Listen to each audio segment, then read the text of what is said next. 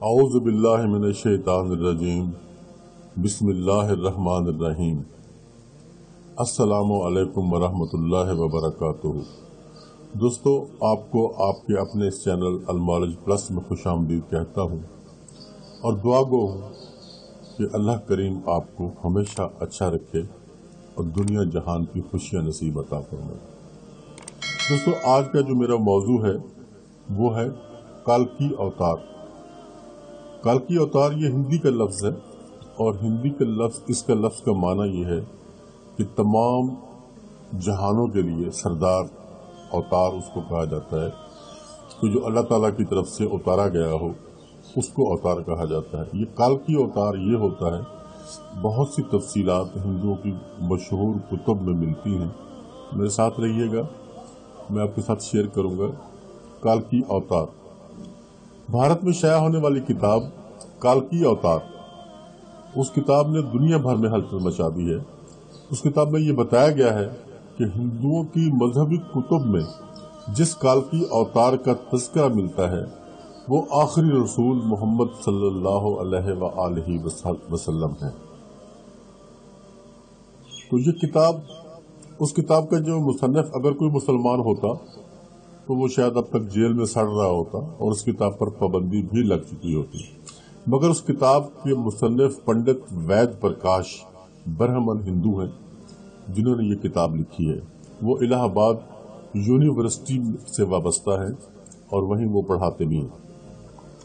وہ سنسکرت زبان کے ماہر اور مشہور معروف محقق و اسکالر ہیں جنہوں نے یہ کتاب لکھی ہے۔ پنڈت وید پرکاش نے کالکی اوتار کی بابت اپنی تحقیق کو ملک کے 8 مشہور و معروف پنڈتوں کے سامنے پیش کیا۔ جو انہوں نے کتاب لکھی وہ سب سے پہلے اس کو شائع کرنے سے پہلے انہوں نے ملک کے جو مشہور پنڈت تھے 8 پنڈت ان کے سامنے پیش کیا جو اپنے شعبے میں مستند گردانے جاتے ہیں۔ بہت مستند لوگ ہیں، ان کے سامنے رکھا گیا۔ ان پنڈتوں نے کتاب کو بغور مطالعہ کیا اور تحقیق کے بعد یہ تسلیم کیا کہ کتاب میں پیش کیے گئے حوالہ جات سب کے سب مستند اور درست ہیں۔ برہمن پنڈت وید پرکاش نے اپنی اس تحقیق کا نام کالکی اوتار یعنی تمام کائنات کے رہنما رکھا ہے۔ ہندوؤں کے اہم مذہبی کتب میں دراصل ایک عظیم رہنما کا ذکر ملتا ہے جسے کالکی اوتار کا نام دیا جاتا ہے، اور ان کا خیال ہے کہ کالکی اوتار نے ابھی دنیا میں آنا ہے۔ یہ ان کا خیال ہے اور کالکی اوتار کا نام اس کو دیا گیا۔ پنڈت وید پرکاش گہری تحقیق کے بعد یہ دعویٰ کیا ہے کہ اس کالکی اوتار سے مراد حضرت محمد مصطفیٰ صلی اللہ علیہ وآلہ وسلم ہی ہیں جو مکہ میں پیدا ہوئے۔ چنانچہ ان کا کہنا ہے کہ تمام ہندو جہاں کہیں بھی ہوں ان کو اب کسی اور کالکی اوتار کا انتظار کرنے کی ضرورت بالکل بھی نہیں ہے، بلکہ اس کے لیے انہیں محض اسلام قبول کرنا ہے اور آخری رسول صلی اللہ علیہ وصحبہ وسلم کے نقش قدم پر چلنا ہے، جو بہت پہلے اپنے مشن کی تکمیل کے بعد اس دنیا سے واپس تشریف لے جا چکے ہیں۔ اپنے اس دعوے کی دلیل میں پنڈت وید پرکاش نے ہندوؤں کی مقدس مذہبی کتاب وید سے مندرجہ ذیل حوالے کے ساتھ دلیل کے ساتھ پیش کیا ہے۔ جو ان کی وید کتاب ہے اس میں یہ لکھا ہوا ہے، کالکی اوتار بھگوان کا آخری اوتار ہوگا جو پوری دنیا کو راستہ دکھائے گا۔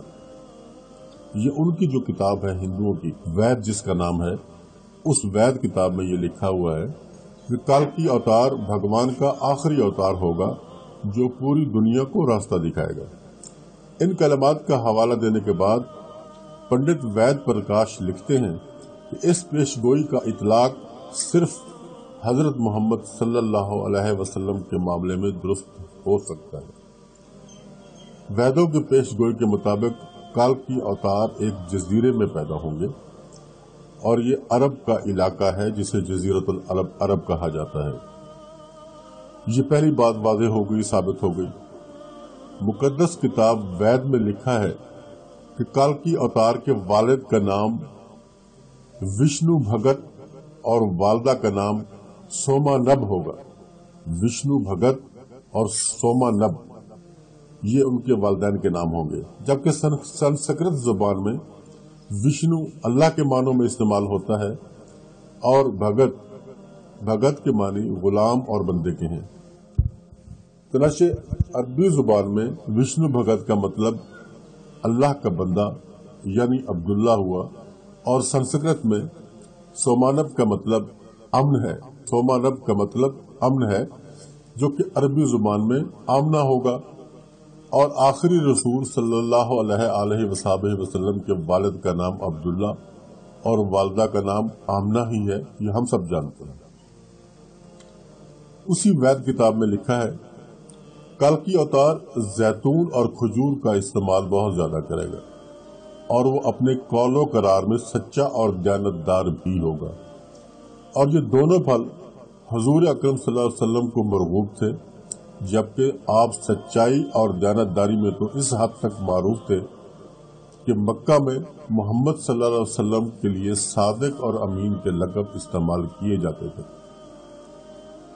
اسی وید کتاب کے مطابق کالکی اوتار اپنی سرزمین کے معزز ترین خاندان میں سے ہوگا، اور یہ بھی محمد صلی اللہ علیہ وسلم کے بارے میں سچ ثابت ہوتا ہے کہ آپ قریش کے معزز ترین قبیلے میں سے تھے، جس کی پورے عرب میں عزت اور شام و عراق میں پہچان بھی تھی۔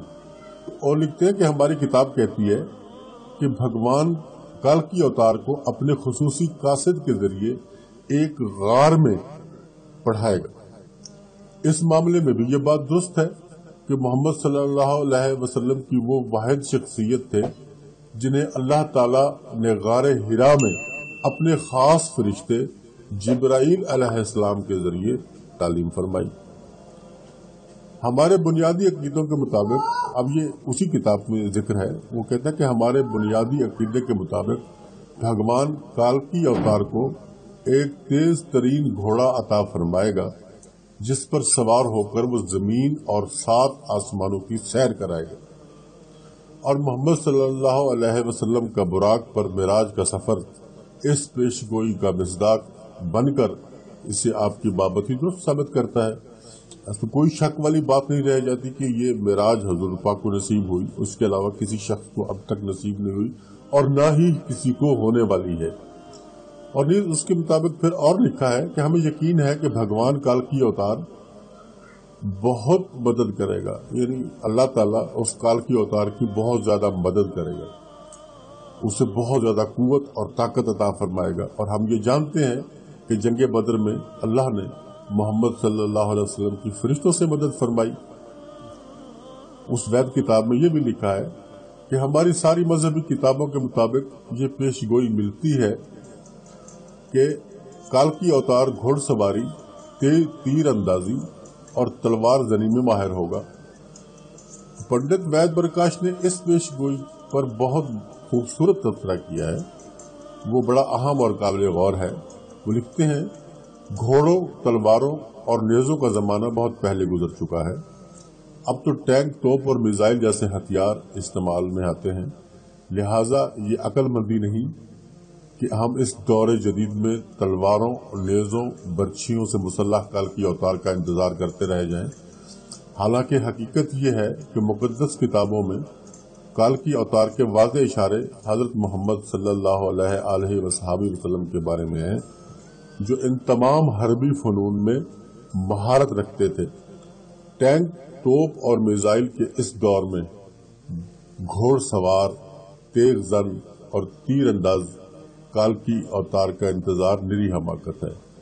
تو میں اپنے سب دوستوں سے التماس کرتا ہوں کہ وہ اس بات پہ تھوڑا سا غور کریں، اور ہمارے جو ہندو مذہب کے لوگ ہیں، ہمارے ہمسایہ ملک میں موجود ہیں یا دنیا میں جہاں کہیں بھی موجود ہیں، وہ اپنے اس پنڈت کی کتاب کو ضرور پڑھیں اور اس میں تھوڑی توجہ کریں، تھوڑا سا غور فرمائیں، تاکہ ان کو یہ پتہ چلے کہ کیا واقعی یہ باتیں ان کی سمجھ میں آتی ہیں۔